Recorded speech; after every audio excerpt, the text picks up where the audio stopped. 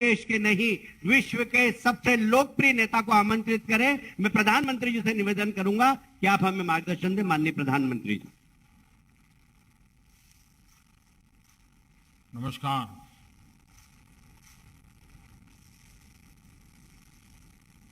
महामंडलेश्वर कंकेश्वरी देवी जी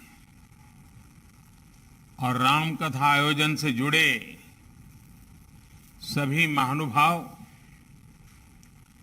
गुजरात की इस धर्मस्थली में उपस्थित सभी साधु संत, महंत, महामंडलेश्वर एससी ट्रस्टा नंदा ट्रस्ट के सदस्यगण, अन्य विद्वान और श्रद्धालुगण, देवी और सज्जनों, हनुमान जयंती के पावन अवसर पर आप सभी को, समस्त देशवासियों को बहुत बहुत शुभकामनाएं। इस पावन अवसर पर आज मोरबी में हनुमान जी की इस भव्य मूर्ति का लोकार्पण हुआ है। ये देश और दुनिया भर के हनुमान भक्तों के लिए, राम भक्तों के लिए बहुत सुखदाई है। आप सभी को बहुत बहुत बधाई। साथियों, रामचरितमानस में कहा गया है,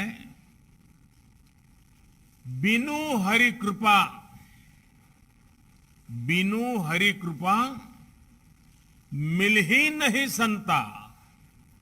यानी ईश्वर की कृपा के बिना संतों के दर्शन दुर्लभ होते हैं। मेरा यह सौभाग्य है कि बीते कुछ दिनों के भीतर मुझे मां अंबाजी, उमिया माता धाम, मां अन्नपूर्णा धाम का आशीर्वाद लेने का मौका मिला है।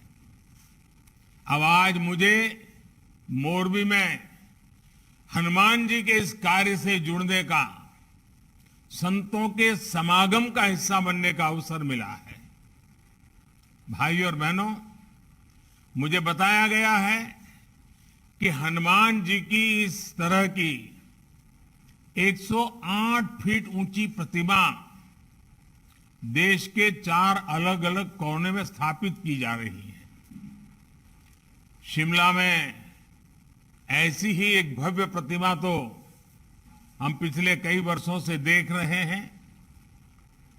आज यह दूसरी प्रतिमा मोरबी में स्थापित हुई है।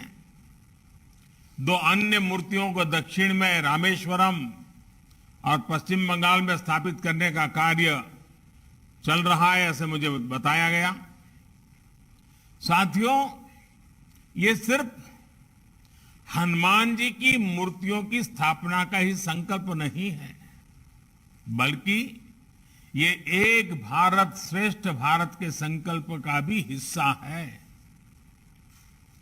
हनुमान जी अपनी भक्ति से, अपने सेवा भाव से सबको जोड़ते हैं। हर कोई हनुमान जी से प्रेरणा पाता है। हनुमान वो शक्ति और संबल है जिन्होंने समस्त वनवासी प्रजातियों और वन बंधुओं को मान और सम्मान का अधिकार दिलाया। इसलिए एक भारत श्रेष्ठ भारत के भी हनुमान जी एक अहम सूत्र है। भाइयों और बहनों, इसी प्रकार राम कथा का आयोजन भी देश के अलग अलग हिस्सों में लगातार होता रहता है। भाषा, बोली जो भी हो, लेकिन राम कथा की भावना सभी को जोड़ती है। प्रभु भक्ति के साथ एकाकार करती है। यही तो भारतीय आस्था की, हमारे अध्यात्म की, हमारी संस्कृति, हमारी परंपरा की ताकत है। इसलिए गुलामी के मुश्किल कालखंड में भी अलग अलग हिस्सों को, अलग अलग वर्गों को जोड़ा, आजादी के राष्ट्रीय संकल्प के लिए एकजुट प्रयासों को सशक्त किया। हजारों वर्षों से बदलती स्थितियों के बावजूद भारत के अटल रहने में हमारी सभ्यता, हमारी संस्कृति की बड़ी भूमिका रही है। भाइयों और बहनों, हमारी आस्था, हमारी संस्कृति की धारा सद्भाव की है, समभाव की है, समावेश की है। इसलिए जब बुराई पर अच्छाई को स्थापित करने की बात आई तो प्रभु राम ने सक्षम होते हुए भी खुद से सब कुछ करने का सामर्थ्य होने के बावजूद भी उन्होंने सबका साथ लेने का, सबको जोड़ने का, समाज के हर तबके के लोगों को जोड़ने का, छोटे बड़े जीव मात्र को उनकी मदद लेने का और सबको जोड़ करके उन्होंने इस काम को संपन्न किया। और यही तो है सबका साथ सबका प्रयास। ये सबका साथ सबका प्रयास का उत्तम प्रमाण प्रभु राम की ये जीवन लीला भी है, जिसके हनुमान जी बहुत अहम सूत्र रहे हैं। सबका प्रयास की इसी भावना से आजादी के अमृत काल को हमें उज्जवल करना है, राष्ट्रीय संकल्पों की सिद्धि के लिए जुटना है। અને આજે જ્યારે મોરબીમાં કેશવાનંદ બાપુની આ તપોભૂમિ પર આપ સૌના દર્શન કરવાનો મોકો મળ્યો છે, ત્યારે તો આપણે તો સૌરાષ્ટ્રમાં દિવસમાં કદાચ 25 વાર સાંભળતા હોઈશું કે આપણી આ સૌરાષ્ટ્રની ધરતી સંતની ધરતી, સુરાની ધરતી, દાતાની ધરતી, संत सुरा ने दातानी आ भूमि ये अपना काठियावाड़नी, अपना गुजरातनी અને એક પ્રકારે આપણા ભારતની આગવી ઓળખ પણ છે। મારે માટે ખોખરા હનુમાન ધામ એક પ્રકારે નિજી ઘરેબાવાળી જગ્યા છે।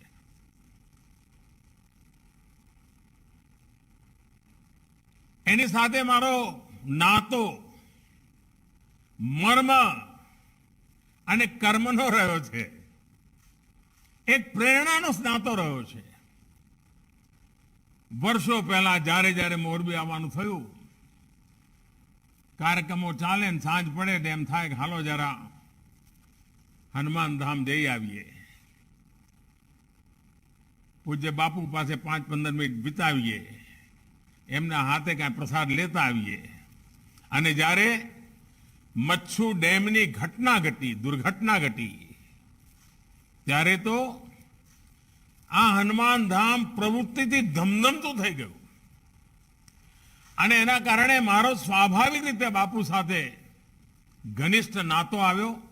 अने ए दिवसोमां चारे तरफथी लोको ज्यारे सेवा भावथी काम माटे आवता त्यारे आ बधा स्थान हता मथक बनी गया कि ज्यांथी मोरबीना घेर घेर मदद पहोंचाडवानुं काम चालतुं हतुं। एक सामान्य स्वयंसेवकना नाते मने लांबो समय तमारी बधानी वच्चे रहीने ये दुखनी घड़ीमां आपनी साथे रहेवानुं, आपना माटे जे कंई चालतुं हतुं एमां जोडावानुं मने सौभाग्य मळ्युं हतुं। अने ए वखते पूज्य बापू साथे जे वातो थती हती एमां મોરબી આનાથી પણ ભવ્ય બનાવવું છે ભાઈ. ઈશ્વરની ઈચ્છા હતી, આપણી કસોટી થઈ ગઈ એમ કે બાબુ. અને હવે આપણે અટકવાનું નથી, બધાએ લાગી પડવાનું છે. બાપુના શબ્દો બહુ ઓછું બોલતા પણ સરળ ભાષામાં વાત મૂકતા. આધ્યાત્મની દ્રષ્ટિથી પણ માર્મિક વાત કરવાની પૂજ્ય બાપુની વિશેષતા રહી હતી. ત્યાર પછી પણ અનેક વાર એમના દર્શન કરવાનું સૌભાગ્ય મળ્યું. અને જ્યારે ભુજમાં અને કચ્છમાં ભૂકંપ આવ્યો, હું એમ કહી શકું કે મોરબીની દુર્ઘટનામાંથી જે પાઠ ભણ્યા હતા, જે શિક્ષણ લીધું હતું, આવી પરિસ્થિતિમાં કેવી રીતે કામ કરાય, એનો જે અનુભવ હતો એ ભૂકંપની અંદર કામ કરવામાં લેખે લાગ્યો. અને એટલા માટે હું આ પવિત્ર ધરતીને વિશેષ ઋણી છું. કારણ જ્યારે પણ મોટી સેવા કરવાનો મોકો આવ્યો તો મોરબીના અનુભવ આજે પણ એ સેવા ભાવથી કામ કરવાની પ્રેરણા આપે છે. અને જેમ ભૂકંપ પછી કચ્છ ઝળહળી ઉઠ્યું છે, એવું જ આફતને અવસરમાં પલટવાની ગુજરાતીઓની જે આગવી તાકાત છે એ મોરબીએ પણ બતાવી. આજ આપે જુઓ, ચીની માટીના ઉત્પાદ કહો, આપણા ટાઇલો બનાવવાનું કામ કહો, ઘડિયાળનું કામ કહો, તો મોરબી આવી એક ઔદ્યોગિક પ્રવૃત્તિનું પણ કેન્દ્ર બની ગયું. નહીં તો પહેલા બચ્છુ ડેમ પહેલા ચારે તરફ ઈંટોના ભઠ્ઠા સિવાય કંઈ દેખાતું નહોતું. મોટી મોટી ચીમનીઓ અને ઈંટોના ભઠ્ઠા. આજે મોરબી આન બાન શાન સાથે ઊભું છે. અને હું તો પહેલા પણ કહેતો હતો કે એક બાજુ મોરબી, બીજી બાજુ રાજકોટ અને ત્રીજી બાજુ જામનગર. જામનગરનો બ્રાસ ઉદ્યોગ, રાજકોટનો એન્જિનિયરિંગ ઉદ્યોગ અને મોરબીનો ઘડિયાળનો ઉદ્યોગ કહો કે આપણા સિરેમિકનો ઉદ્યોગ કહો, આ ત્રણેયનો ત્રિકોણ જોઈએ તો એમ લાગે કે જાણે એક નવું મિની જાપાન આપણે ત્યાં સાકાર થઈ રહ્યું છે. અને આ વાત હું આજે જોઈ રહ્યો છું કે એક એવો સૌરાષ્ટ્રની અંદર એક એવો આ ત્રિકોણ ઉભો થયો છે.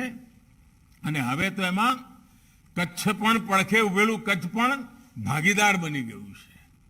આનો જેટલો આપણે ઉપયોગ કરીએ અને જે રીતે મોરબીમાં ઇન્ફ્રાસ્ટ્રક્ચરનો વિકાસ થયો છે, મુખ્ય રીતે બધી સાથે જોડાઈ ગયું છે. આ અર્થમાં મોરબી, જામનગર અને રાજકોટ અને આ બાજુ કચ્છ એક પ્રકારે રોજગારની નવી તકો ઊભી કરનારું એક સામર્થ્યવાન નાના ઉદ્યોગોથી ધમધમતું કેન્દ્ર બનીને ઉભર્યું છે. અને જોત જોતામાં મોરબી એક મોટા શહેરનું રૂપ લેવા માંડ્યું અને મોરબીએ પોતાની આગવી ઓળખ ઊભી કરી. આજે દુનિયાના અનેક દેશોમાં મોરબીની પ્રોડક્ટ પહોંચે છે, એના કારણે લોકોને મોરબીની ઓળખ થઈ ગઈ છે. અને આ ઓળખ આ ધરતી પર જે સંતો, મહંતો, મહાત્માઓ એને કંઈ ને કંઈ, જ્યારે સાવ સામાન્ય જીવન હતું ત્યારે પણ એમણે તપ કર્યા, આપણને દિશા આપી અને એનું આ પરિણામ છે. એ પરિણામને લઈને અને આપણું ગુજરાત તો જ્યાં જુઓ ત્યાં કંઈ ને કંઈ આસ્થાનું, શ્રદ્ધાનું કામ ચાલતું જ હોય. દાતાઓની કોઈ કમી ન પડે. કોઈ પણ શુભ કામ કરીને લઈને નીકળો તો દાતાઓની આપણે ત્યાં એક પ્રકારે મોટી હરોળ ઊભી થઈ જાય અને એક પ્રકારે સ્પર્ધા થઈ જાય. અને આજે તો કાઠિયાવાડ એક પ્રકારે યાત્રાધામનું કેન્દ્ર બની ગયું છે એમ કહું તો ચાલે. કેટલા બધા, કોઈ જિલ્લો એવો બાકી નહીં હોય કે જ્યાં આગળ મહિને હજારોની તાદાદમાં લોકો બહારથી ના આવતા હોય. અને સરવાળો કરીએ તો એક પ્રકારે યાત્રા કહો યા ટુરિઝમ કહો, એણે કાઠિયાવાડની એક નવી તાકાત ઊભી કરી છે. આપણો સમુદ્ર કિનારો એ પણ હવે ગાજતો થયો છે. મને ગઈકાલે અમારા નોર્થ ઇસ્ટના ભાઈઓને મળવાનું થયું, ઉત્તર પૂર્વી રાજ્યોના ભાઈઓ, સિક્કિમ, ત્રિપુરા, મણિપુર, આ બધા રાજ્યોના ભાઈઓને મળવાનું થયું. એ હમણાં ગુજરાત આવ્યા હતા બધા, અને દીકરી પરણાવવા માટેનો જેમ સાજો સામાન લઈને ભાગીદાર બને એમ શ્રી કૃષ્ણ અને રૂકમણીના લગ્નમાં રૂકમણીના પક્ષે બધા આવ્યા હતા. હવે આ ઘટના પોતાના એક તાકાત ઊભી કરે છે. અને જે ધરતી પર ભગવાન કૃષ્ણના લગ્ન થયા હતા ત્યાં માધવપુરના મેળામાં આખું નોર્થ ઇસ્ટ ઉમટી પડ્યું. પૂરબ અને પશ્ચિમની એકતાનું એક અદ્ભુત ઉદાહરણ પૂરું પાડ્યું. અને ત્યાંથી જે લોકો આવ્યા હતા એમના હસ્તશિલ્પીઓનું જે વેચાણ થયું છે એને તો નોર્થ ઇસ્ટના માટે એક આવકની મોટું સાધન ઊભું કરી દીધું છે. અને મને લાગે છે કે આ માધવપુરનો મેળો જેટલો ગુજરાતમાં પ્રસિદ્ધ થશે એના કરતા વધારે પૂર્વોત્તર ભારતમાં થશે. આર્થિક ગતિવિધિ કેટલી બધી વધતી હોય છે. આપણે ત્યાં કચ્છમાં રણોત્સવ કર્યો. હવે રણોત્સવમાં કોઈને જવું હોય તો વાયા મોરબી જ જવું પડે. એટલે મોરબીને જતે જતે લાભ મળે. આપણા મોરબીના હાઈવેની આજુબાજુ કેટલી બધી હોટલો હવે બની ગઈ છે. કારણ કચ્છમાં કચ્છ ધમધમતું થયું તો મોરબીને પણ એનો લાભ મળતો થયો.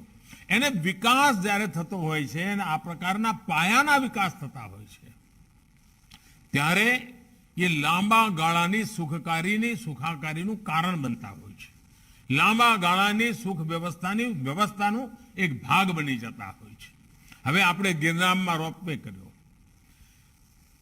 આજે વડીલો પણ જેમણે જીવનમાં સપનું જોયું હોય પણ ગિરનાર ના જઈ શક્યા હોય કઠિન ચઢાઈના કારણે હવે રોપવે કર્યો તો કેટલો બધો મને બધા કહે છે કે સાહેબ 80-90 વર્ષના બધા વડીલો લઈને એમના સંતાનો આવે છે અને જીવનમાં ધન્યતા અનુભવે છે. પણ આની સાથે સાથે શ્રદ્ધા તો છે જ, પણ આવકના પણ ભરપૂર સાધનો પેદા થતા હોય છે, રોજગારી મળતી હોય છે. અને ભારતની પોતાની તાકાત એટલી મોટી છે કે આપણે કશું પણ ઉછીનું લીધા વિના ભારતના ટુરિઝમને ખૂબ વિકસાવી શકીએ એમ છીએ. એને સાચ અર્થમાં સારી રીતે પ્રસારિત કરીએ. અને એના માટેની પહેલી શરત છે જેટલા પણ આવા તીર્થક્ષેત્રો છે ને ત્યાં એવી સફાઈ હોવી જોઈએ કે લોકોને ત્યાંથી સફાઈ રાખવાનું શિક્ષણ મળવું જોઈએ. નહીં તો પહેલા આપણને ખબર છે મંદિરમાં જઈએ તો પ્રસાદના કારણે પણ એટલી બધી ત્યાં આગળ તકલીફો થતી હોય. હવે તો મેં જોયું છે કે આપણા મંદિરોમાં પ્રસાદ પણ સરસ મજાના પેકિંગમાં આપે. જ્યારે મેં કહ્યું કે ભાઈ પ્લાસ્ટિક નહીં વાપરવાનું તો મંદિરોમાં હવે પ્રસાદ પ્લાસ્ટિકમાં નથી આપતા મોટા ભાગના મંદિરો ગુજરાતમાં.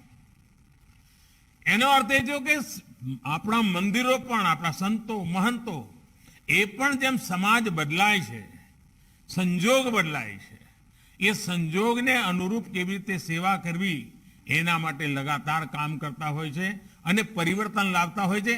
આપણા બધાનું કામ છે કે આપણે એમાંથી કંઈક શીખીએ, આપણા જીવનમાં ઉતારીએ અને આપણા જીવનની અંદર એનો સૌથી વધારે લાભ લઈએ.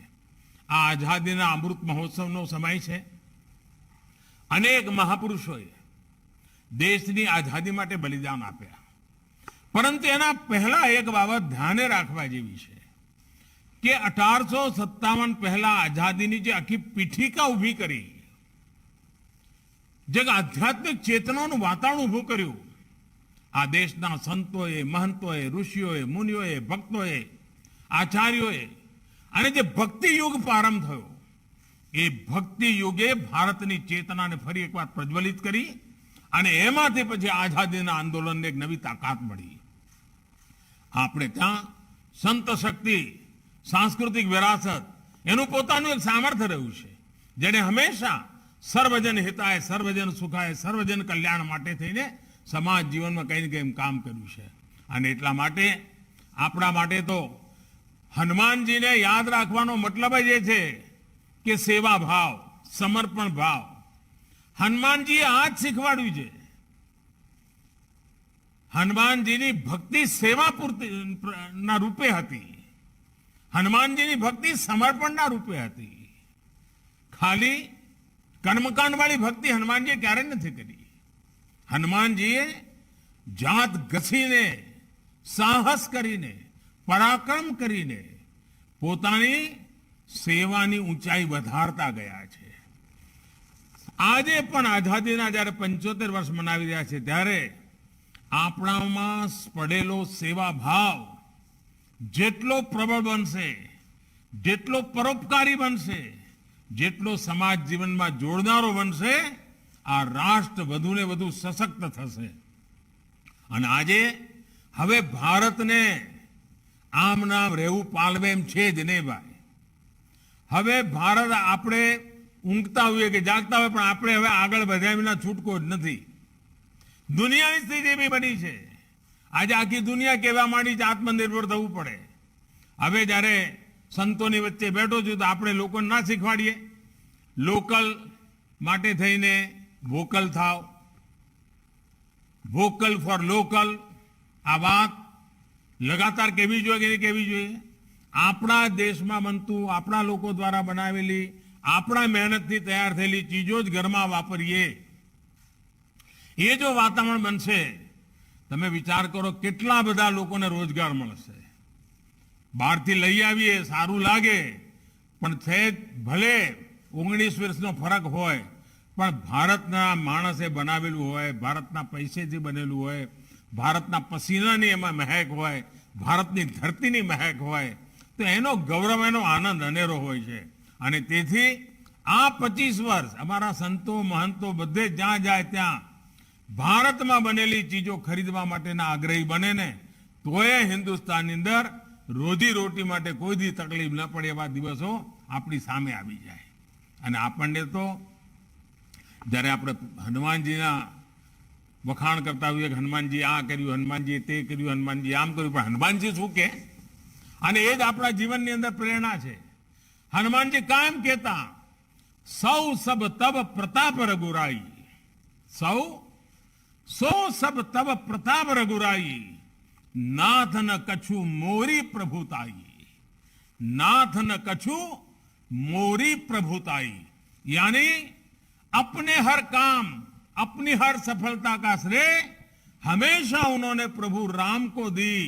उन्होंने कभी ये नहीं कहा कि मेरे कारण हुआ है, जो कुछ भी हुआ है प्रभु राम के कारण हुआ है. आज भी हिंदुस्तान जहां भी पहुंचा है, आगे जहां भी संकल्प करना चाहता है, उसका एक ही रास्ता है, हम सभी भारत के नागरिक.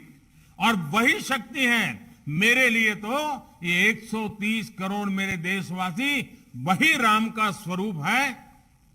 उन्हीं के संकल्प से देश आगे बढ़ रहा है, उन्हीं के आशीर्वाद से देश आगे बढ़ रहा है. उस भाव को लेकर के हम चले.